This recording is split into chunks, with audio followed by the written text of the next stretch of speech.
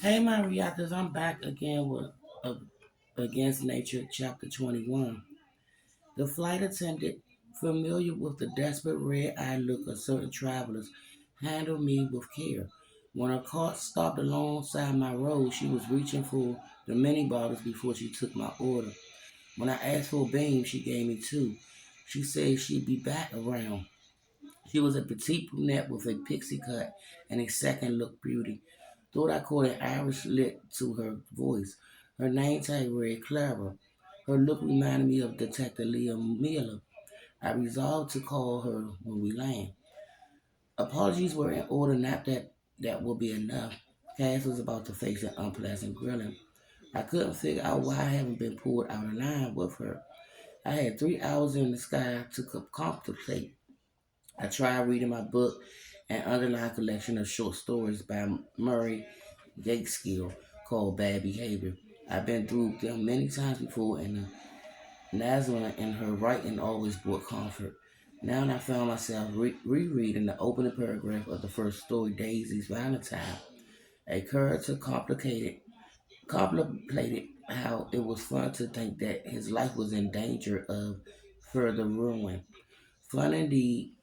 Why was it always a time when the earth seemed to open and swallow people up that sparks these giddy bliss of endorphins? I couldn't explain, but it couldn't be denied. It took the scent of death and ruin for me to sit up and smell. I might have looked the part of resigned alcoholic, but I felt myself awakening inside, renewed to the presence of all the evil that lurked across life. Someone had pushed Victor Wingate over a high waterfall. Someone, perhaps the same one, has driven a jubilant through the throat of Carl Kruger. A blade had been pressed to my neck in a darkening movie theater. Someone threatened to hurt an 8-year-old boy because he was close to me.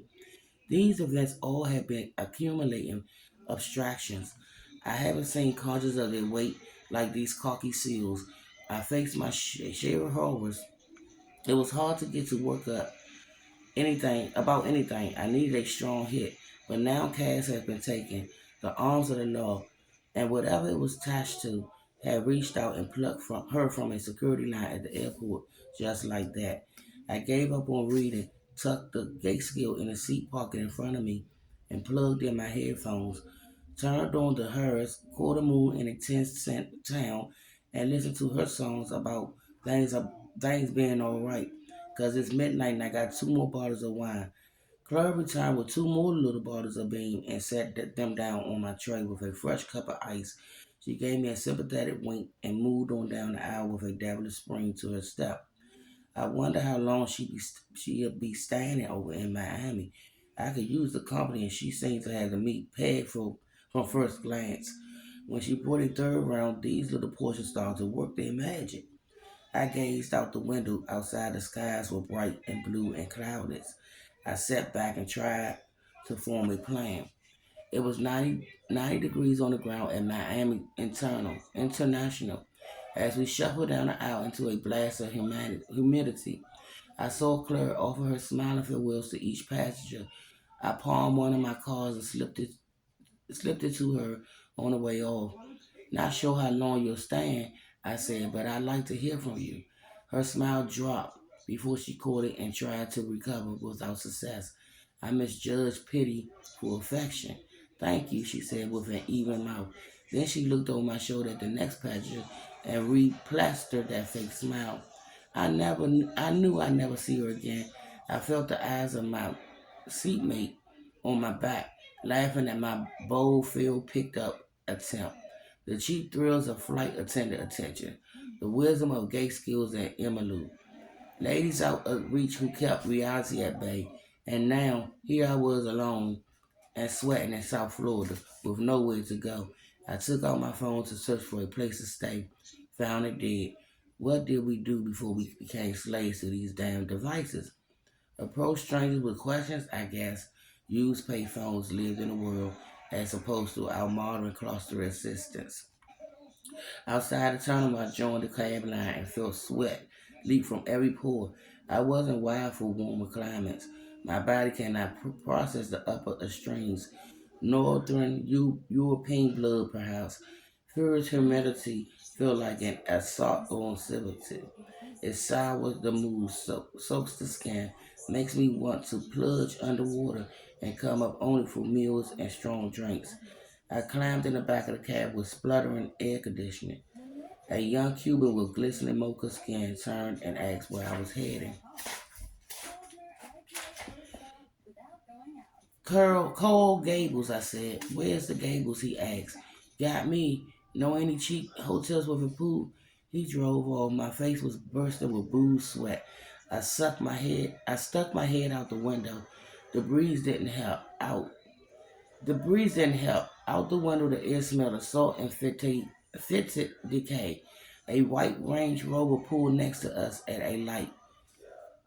Behind the wheel, a lurid Latina woman dressed in green silk and heavy jewels. She glanced over. Her window was down and she had not dropped a sweat on her. Beautiful day, said my driver. So nice this time of year, you know. Not too hot yet. Just right. Says you. Where you from, my man? He asked. First time in Miami? Manhattan, I said. And no, just don't get down here often. New York City got some family up there. It's get plenty hot there too, don't it? And no beach to cool it off. I filled it with the air vents between the seats. You mind turning up the AC? I'm dying back here. Going full blast, man. Sorry, not reaching back there. I wiped a few ounces of sweat from my forehead, looked out at the hazy landscape. The heat rose from every surface. It gave a shiver of unreality street passing by. Got a good place for you, said my driver. The Chateau Blue Hotel. Don't want anywhere too pricey, okay? Don't you worry, it's cheap but nice, and a pool too, like you asked. I leaned forward. What's your name, buddy? Miguel, he said. You, Duck. Like quack quack? That's right. So what brings you to Miami with no place to stay, Mr. Duck? Last minute business trip, I said. What do you do? I look for people. What do you do, Miguel? I mean, besides drive the cab. You needing some help around town? He asked. Like you need some hookups? I might think you can help me. I think you got into the back of the right cab. Yes, I can do. I hook you up. What you need? Not sure yet. When we arrive, can you leave me your contact? I can do that, he said.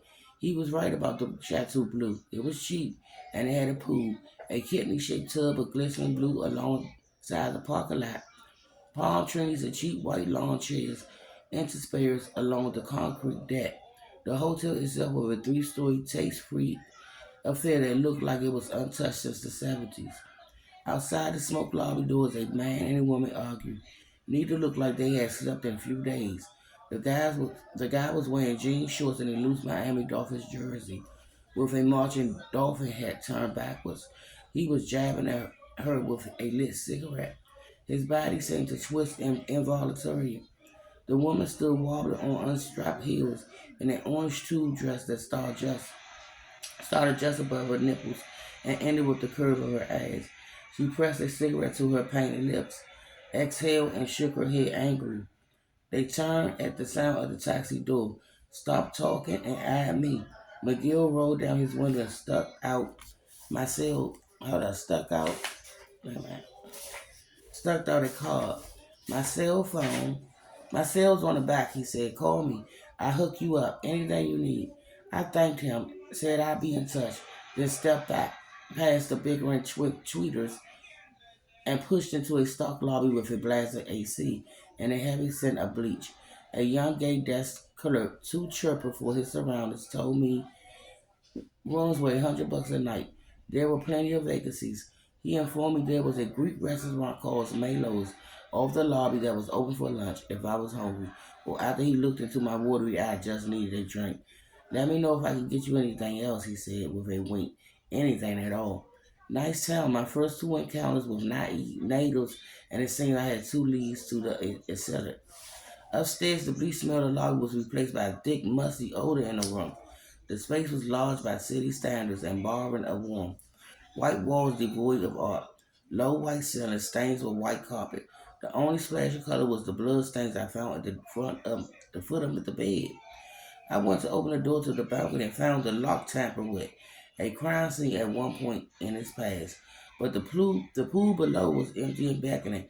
I tossed my bag on the bed, plugged in my phone, stripped and stepped into my suit and headed back downstairs. I had to prove to myself, whatever low life and low rent business tried to use this place, it wasn't folks inclined to take advantage of the water-filled absent hold. The sun was hot on my pale shoulders. I noted the absence of sunscreen, reminding myself not to stay out in it too long. I strapped on my googles and plugged in. The water was tonic, the only safe place I knew in the world. I stayed under in the silence, exhaled, and watched the burst of bubbles float to the surface. I crossed my legs and settled on the bottom of the deep end. I stayed in that position until my lungs ached and my throat constricted. Then surfaced with a gasp and looked out through my googles with renewed perspective. I repeated the process a half dozen times, forced myself to stay under a bit longer with each round. Then I floated on my back for a while with eyes shut, soaking in the hot sun. For all the suffocating humidity and poor taste, there were certain attractions to life in a tropical city. First among them, the opportunity to swim outdoors daily. It was a different sensation than indoor pools out the north. No matter how carbonless and clean and fast, a pool indoor is an imposter. It misses the essential point. The experience of swimming should be one of immersion under the sky below the surface, enveloped by layers of blue, floating there with my ears submerged in silence, my face up to the sun. I convinced myself that New York had lost its appeal. All I needed for new, sane life was a daily dip in a pool outside. An hour later, I returned to my room feeling cleansed and rebooted. I knew I stayed out in the sun for too long, but welcome to come and burn. I needed some color. It was worth a night or two of discomfort. I unplugged my phone, found no messages, tried calling Cass. It went straight to voicemail. Considering calling Julia, but didn't have anything to say. Then I remembered Detective Miller. Where are you? She asked by way of greeting. Listen, I'm sorry. I asked where you were. Miami. I listened to her rag breath, too aspirate to form words. At LaGuardia, I said, why did they take Cass and not me? It wasn't for obstruction, Duck. You failed to come in as instructed, but that's not why she's in custody. Then why? Your partner's been arrested. She said, for murder. Ooh, I'll be back with chapter 22 in a minute. Bye, my reactors.